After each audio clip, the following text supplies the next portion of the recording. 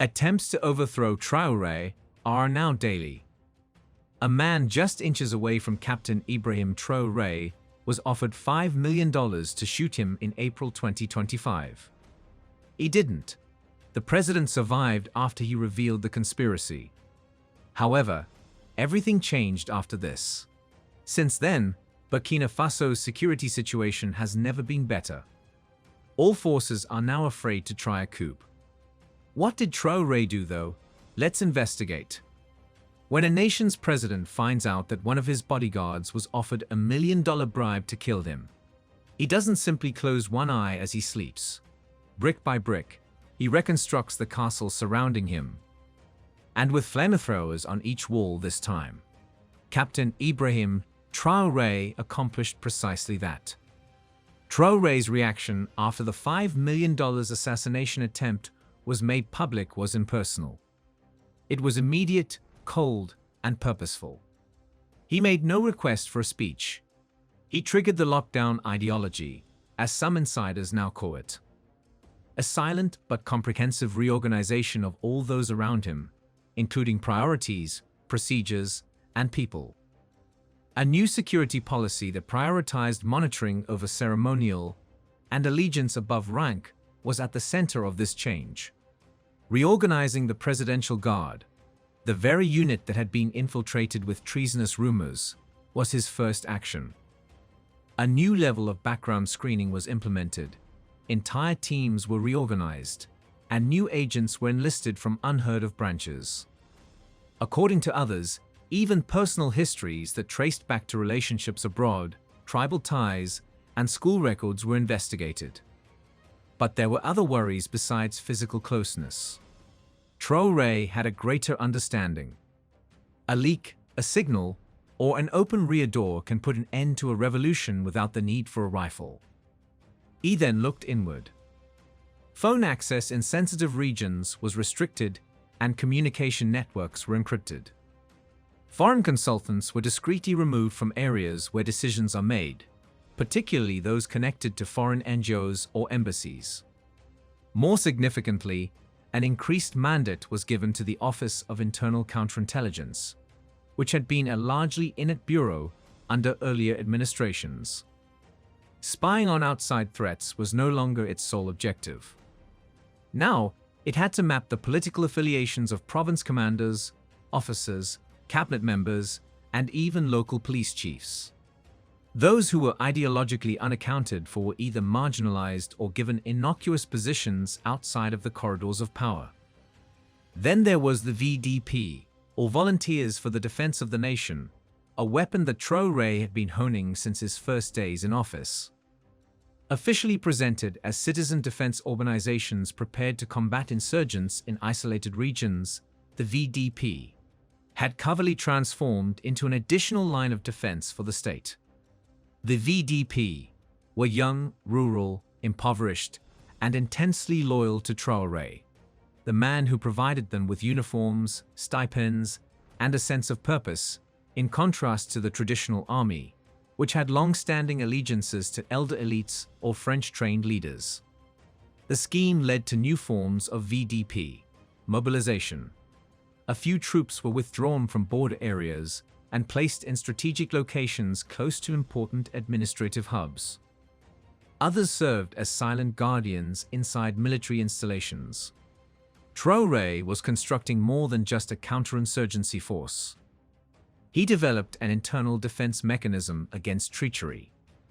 In order to facilitate this, the Interior Ministry of Burkina Faso covertly launched new biometric tracking initiatives in the name of nationwide registration initiatives.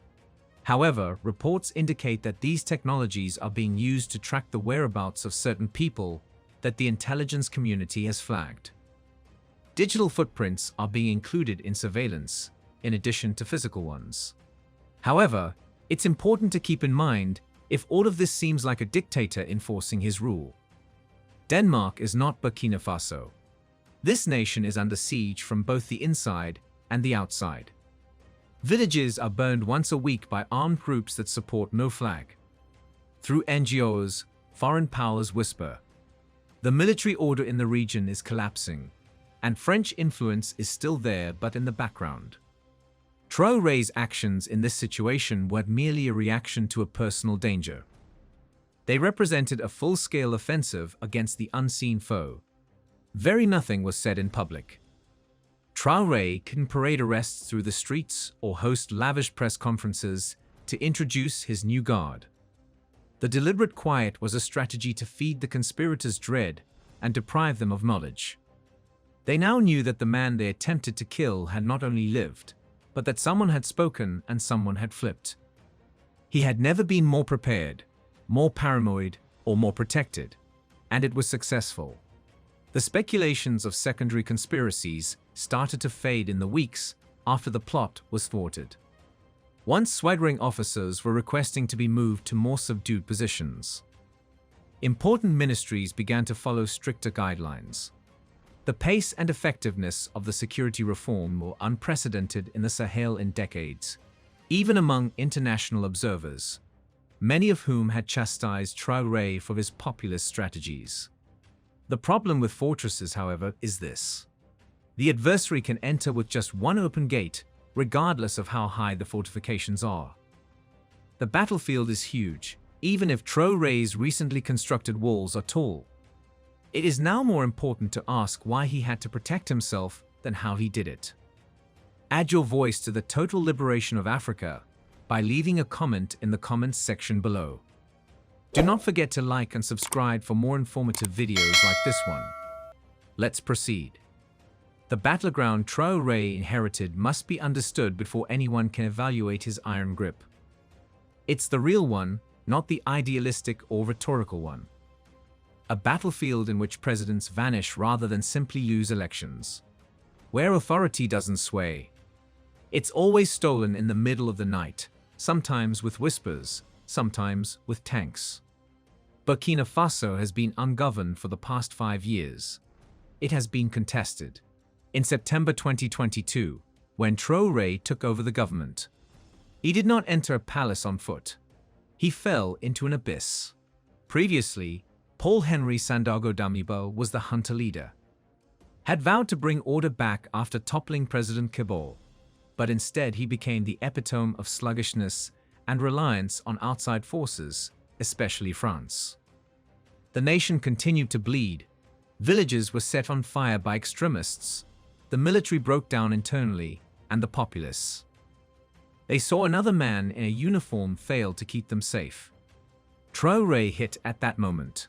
In a daring, almost bloodless coup, he deposed Damiba at the age of 34, eliciting a rare moment of national cheering.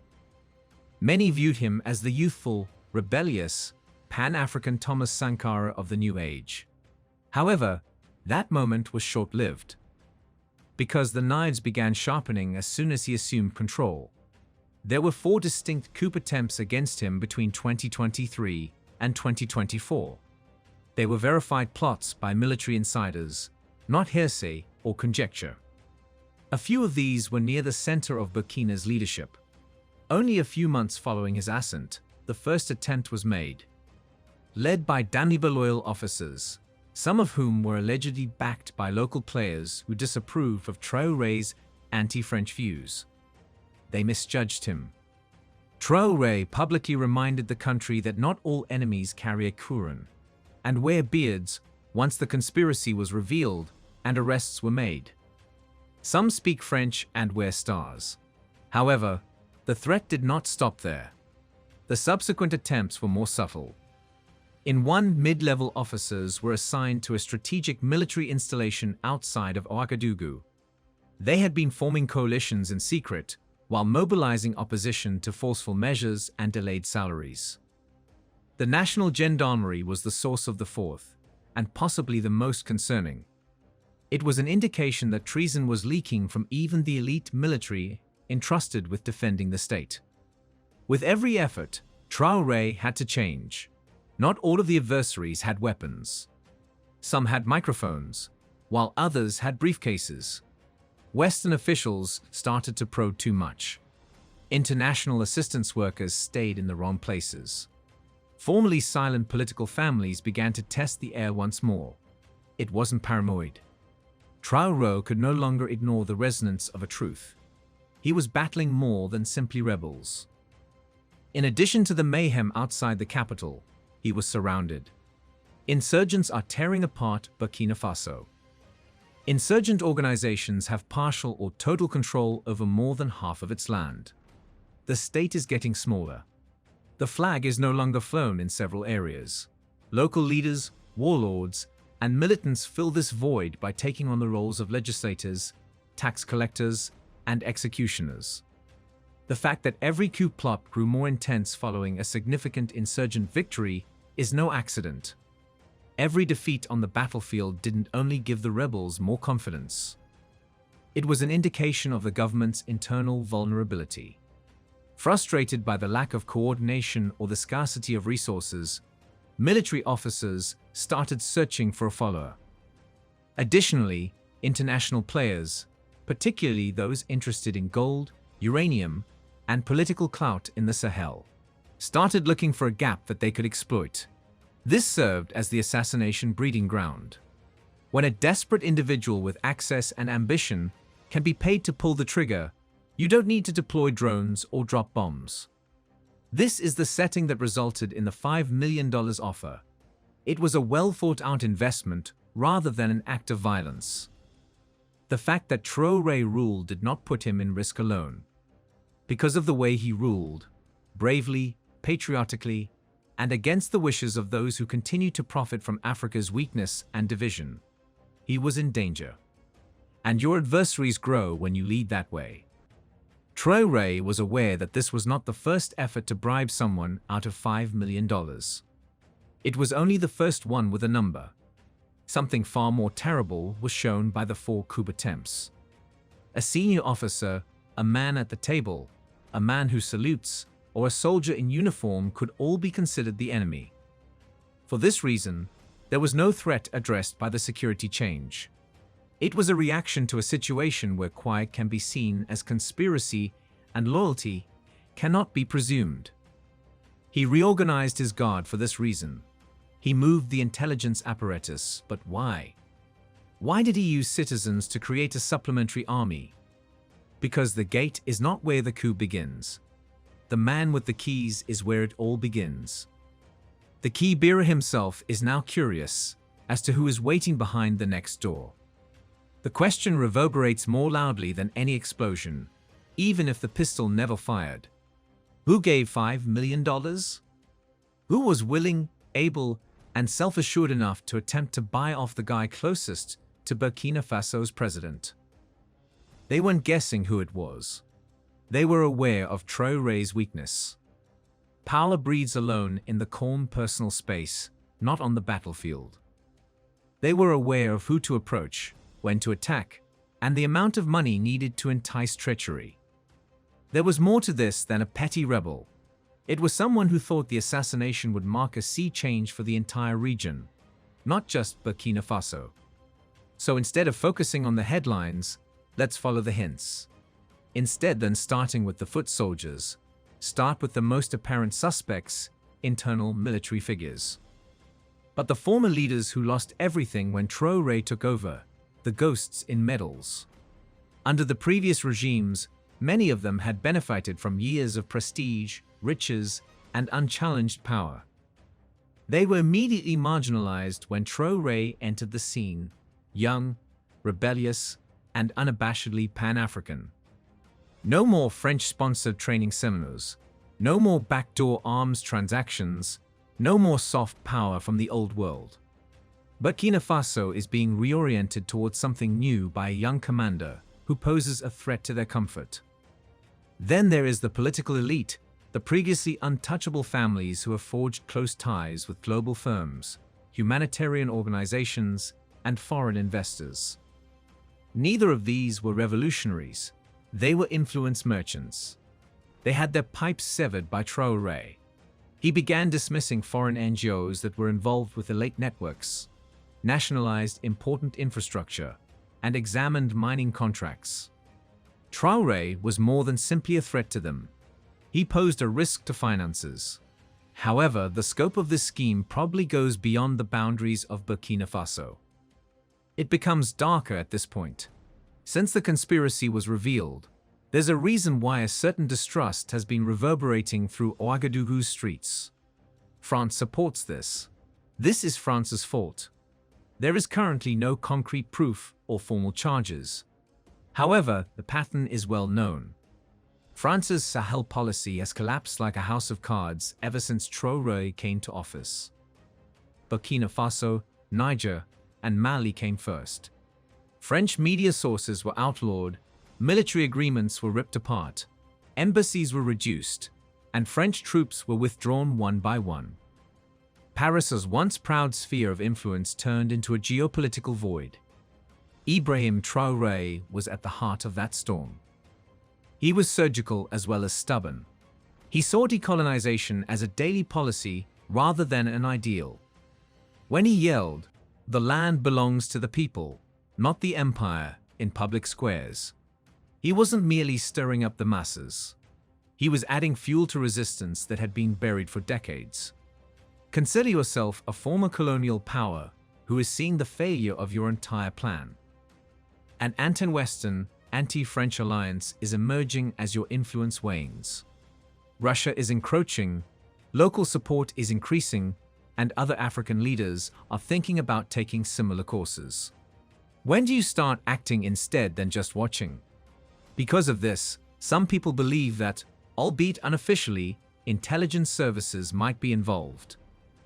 But through the well-known dance of well-funded middlemen, private military contractors, disinformation campaigns, and deniable activities, every tool was previously utilized in foreign areas, where entry was convenient due to instability. However, there are other powers with a purpose besides France. Despite being more circumspect, the US has a strategic stake in counterinsurgency efforts in the Sahel. Washington's drone networks, regional cooperation models, and stability partners are disrupted by Traore's expulsion of Western forces and closer ties to Russia. As a result, some people believe that intelligence agencies might be involved, albeit not formally, through the well-known dance of disinformation campaigns, private military contractors, deniable operations, and well-funded middlemen. Neither of these were revolutionaries. They were influence merchants. They had their pipes severed by Traore. Like a man ready for siege warfare, Ibrahim Traore has strengthened his presidency in the wake of the botched $5 million murder attempt. Reorganized command chains, digital surveillance, private informants, and layers of security. He appears untouchable on paper. In actuality, though, the fire outside burns hotter even if the walls are taller. Stopping assassins is only one aspect of security in Burkina Faso. It involves negotiating an enemy minefield that never moves in a straight line. Some don't even exist yet until they are called into life by money, vengeance, or desperation, while others wear uniforms, suits, and smiles. That is the conundrum Traore finds himself in. Since he maintains power every second, time is his greatest weakness rather than an adversary. He expands his list of adversaries as well as his influence. Every reform he advocates for results in the loss of authority, wealth, or significance for someone else. A smuggler loses a route for each border he controls. A diplomat calls for each French company that is turned down for a deal. He buys days of protection, not assurances. Let's begin with human loyalty, which is the most important component of his new security. Traore has increased his efforts to screen, keep an eye on, and reward people closest to him. However, people are erratic. Silence can cause loyalty to deteriorate. Particularly when authority changes quickly, resentment simmers in the background. Fear, rivalry, ambition. No amount of cameras or background checks can identify betrayals that are still in the making, since these things eat away at the interior of any inner circle.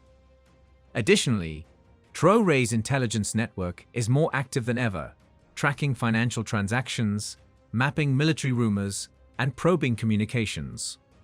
Omniscience and monitoring are not the same thing. Unspoken resentment cannot be intercepted, but phones can be monitored. Encrypted emails can be tracked, but glances in hallways and late-night discussions in courtyards cannot. Tightening control frequently leads to desperation, the precise thing it seeks to avoid. Volunteers who once battled with a cause, officers turned over for promotions, and loyalists who feel expendable are now witnessing the abandonment of their villages. There is a pressure cooker effect. Additionally, in Burkina Faso, where coups are discussed before being put down, the next story point isn't always obvious. It's moving in the atmosphere. Even the VDP, Volunteers for Homeland Defense, who continue to be among Traore's most devoted supporters, are susceptible to this deterioration. Many of them work in harsh environments with minimal support and are either unpaid or compensated inadequately. Even though they may still have feelings for Traore, hope has a limit in conflict areas.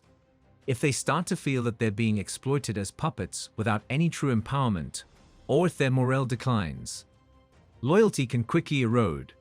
The external environment is another factor that no security change can completely eliminate.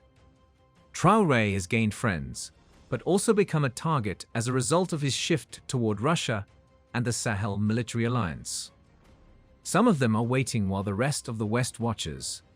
Additionally, waiting is frequently riskier than assaulting in international politics.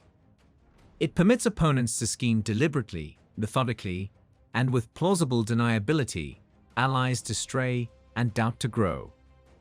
When economic sabotage can be just as deadly, sending an assassin is not necessary.